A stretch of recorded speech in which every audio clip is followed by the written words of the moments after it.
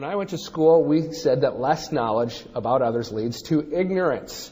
And that leads to prejudice and intolerance and anger. And I would argue that anger, out of all of the human emotions, that's an easy one to tap into. In fact, it's even angrier when it's done anonymously. And talk radio and the internet have certainly allowed that. Now I not only find it easy to say what a dumb idea, I can say what a stupid person with a dumb idea. And I'm pretty comfortable in that, knowing that I'm never going to meet that stupid person. And it's really coarsened our civic discourse. There's also been a real change in voice, and I see this a lot in state capitals and in Congress, for that matter, where the middle ground is purposely left undefined in an issue. It's just driven to polemics. Or it's defined as an issue without middle ground.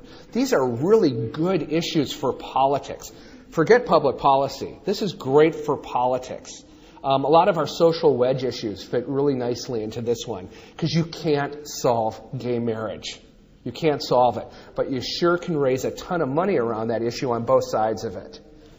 There's another way that we do it, and we call it the slippery slope, and I promise to be an equal opportunity offender here. But I would argue like the NRA is really good at this one. I need my armor-piercing bullets, because the next step is that you're going to rip the handgun out of my fist.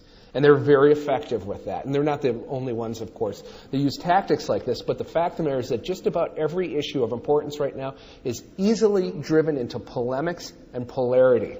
It's not a great way of understanding the nature of our issues. That's just the bad side, though.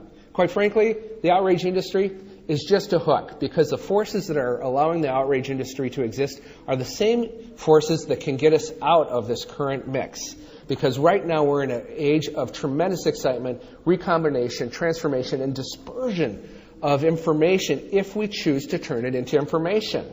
The technology effect has allowed this thing called a web community to exist. For the first time in human history, you can find it very easy to find out that you have more in common with someone in Kuala Lumpur than your next door neighbor. And you can engage in activity with that person, and there's not a government on the planet that has jurisdiction over that relationship. That's new. We also see the technology effect affecting multinational corporations. Huge growth in this sector, ease of moving capital across the planet, and nimbleness around governmental jurisdiction and taxation, which causes some other interesting issues to come to bear. The technology effect has had a great effect on the community of non-governmental organizations. These NGOs are social and cultural groups usually, and they're organized around non-commercial goals for the most part. And they can organize with far less effort than ever before.